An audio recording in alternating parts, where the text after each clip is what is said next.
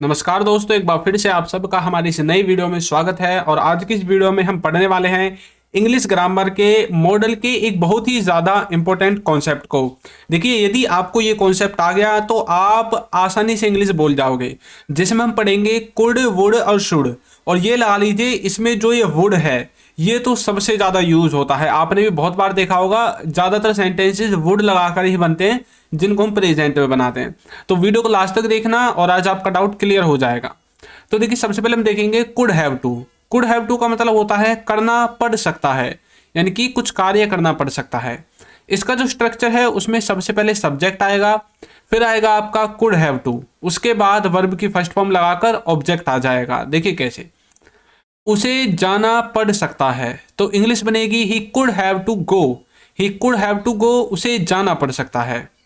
Next है तुम्हें खेलना पड़ सकता है, तो इसकी इंग्लिश बनेगी you could have to play. You could have to play, तुम्हें या फिर आपको खेलना पड़ सकता है, इस तरह से।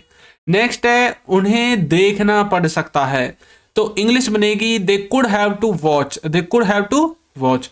तो इसी तरह से किसी को कुछ करना पड़ सकता है, वहां पर आप यूज कर सकते हैं कुड हैव टू का। अब हम देखते हैं next would have to. Would have to का मतलब होता है करना पड़ता होगा, किसी को कोई कार्य करना पड़ता होगा, ये है वुड हैव टू का मतलब। अब जैसे कि आप कहीं पर गए और वहां पर आपने किसी को कोई कार्य करते हुए देखा, फिर आपके मन में एक विचार आया, यार इसे तो ये कार्य रोजाना करना पड़ता होगा, इसे तो रोजाना कपड़े धोने पड़ते होंगे, इसे तो रोजाना खाना बनाना पड़ता होगा, तुम्हें तो रोजाना स्कूल जाना पड़ता होगा, इसे तो रोजाना इंग्लिश सीखनी पड़ती होगी। तो ये वाले जो वर्ड्स हैं इनको आप वुड हैव टू के द्वारा बनाओगे। अब देखिए, इसका जो स्ट्रक्चर है वो बिल्कुल सिंपल है।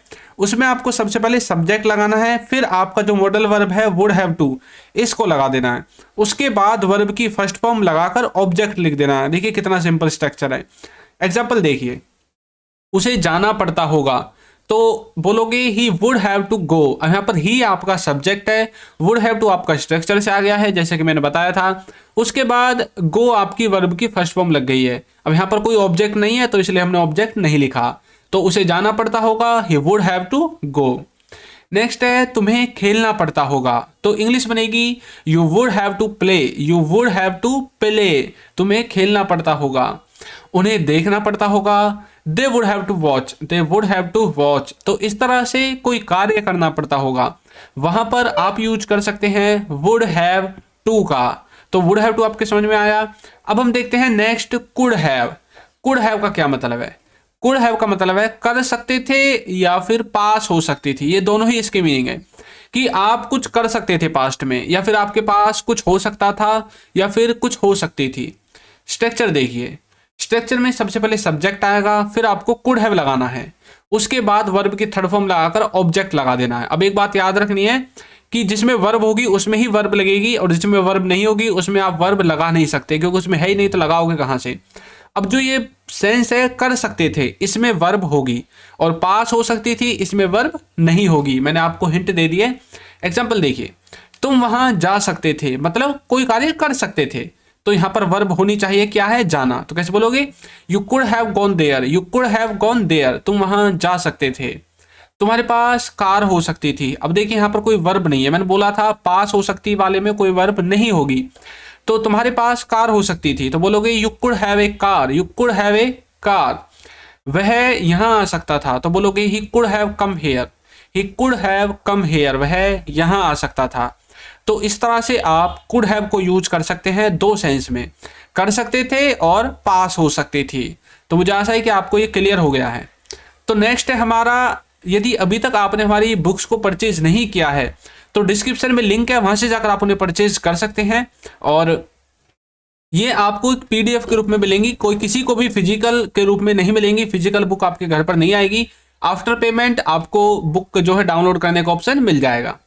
तो नेक्स्ट है शुड हैव। देखिए, शुड हैव एक ऐसा मॉडल वर्ब है जिसको आप किसी को सलाह देने के लिए यूज करते हैं, किसी को राय देने के लिए यूज करते हैं। अब किसी ने कोई कार्य नहीं किया पास्ट में, तब आप उसको बोल रहे हैं यार तुम्हें तो ये करना चाहिए था, तो इसका सेंस है चाहिए था।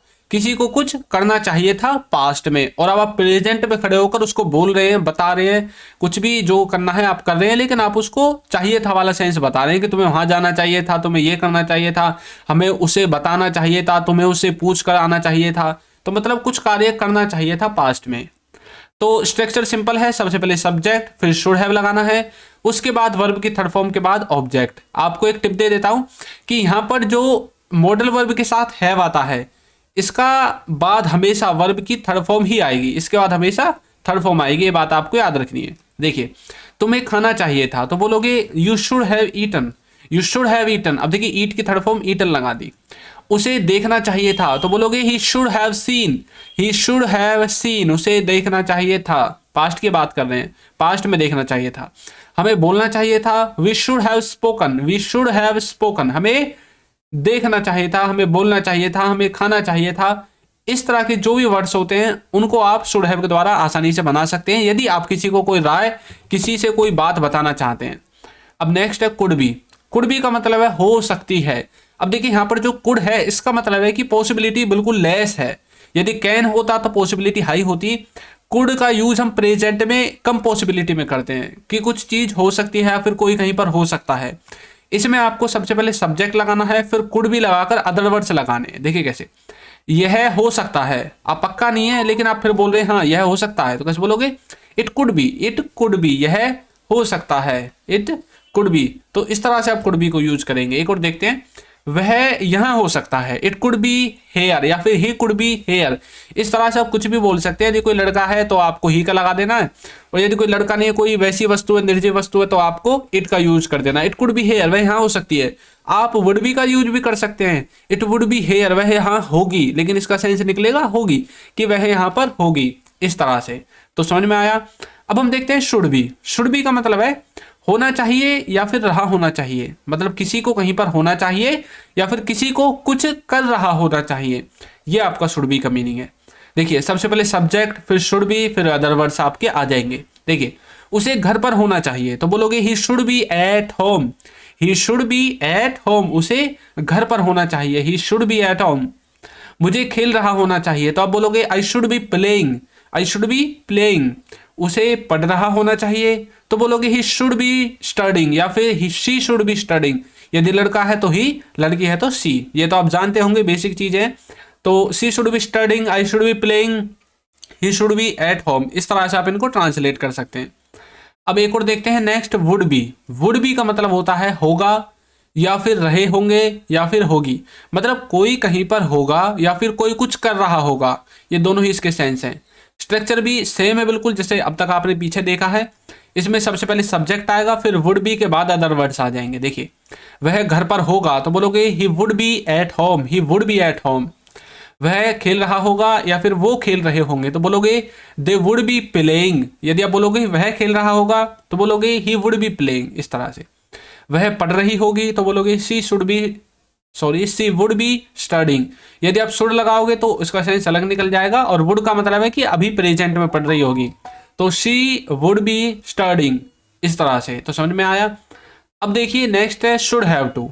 शुड हैव टू का मतलब होता है करना ही चाहिए, किसी को कोई काम करना ही चाहिए, यह है शुड बी का मतलब। इसमें सबसे पहले सब्जेक्ट आता है, फिर शुड हैव टू आता है, उसके बाद वर्ब की फर्स्ट फॉर्म लगाकर ऑब्जेक्ट आ जाएगा। तो हम शुड हैव टू के बारे में बात कर रहे हैं, तो समझ में आया। अब देखते हैं उसे जाना ही चाहिए तो बनेगा he should have to go, he should have to go. देखिए ये जो हैव टू होता है इसका मतलब है कि कोई काम करना है, ये कंपल्सन को दिखाता है। अब जब हमने इसे शुड के साथ लगा दिया तो शुड का सेंस आ गया चाहिए, और मतलब करना ही चाहिए, मतलब कंपल्सन को दिखा रहे हैं। He should have to go, he should have to go, उसे जाना ही चाहिए। तुम्हें खेलना ही चाहिए तो बोलोगे you should have to play, you should have to play. Next है उन्हें देखना ही चाहिए तो बनेगा they should have to watch, they should have to watch. तो इस तरह से किसी को कुछ करना ही चाहिए, वहां पर आप यूज कर सकते हैं शुड हैव टू का।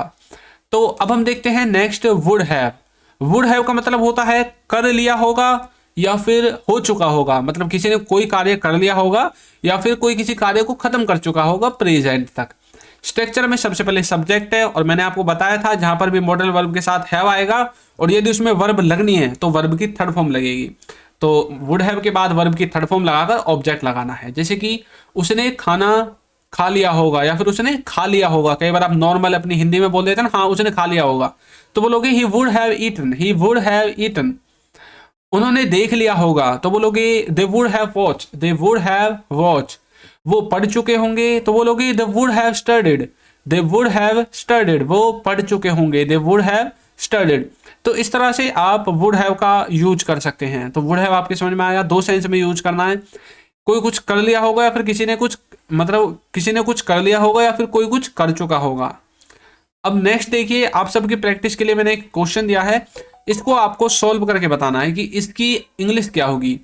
वह जा रहा होगा, तो इसको आपको कमेंट बॉक्स में सॉल्व करके बताना है कि इसका सही आंसर क्या है। तो देखते हैं कितने बच्चों ने वीडियो को लास्ट तक देखा है। तो दोस्तों वीडियो आपको कैसी लगी है जरूर बताइएगा, और यदि अभी तक आपने हमारे चैनल को सब्सक्राइब नहीं किया है तो चैनल को सब्सक्राइब कर दीजिए, वीडियो को लाइक कर दीजिए और एक अच्छा सा कमेंट करना बिल्कुल ना भूलें। Thank you.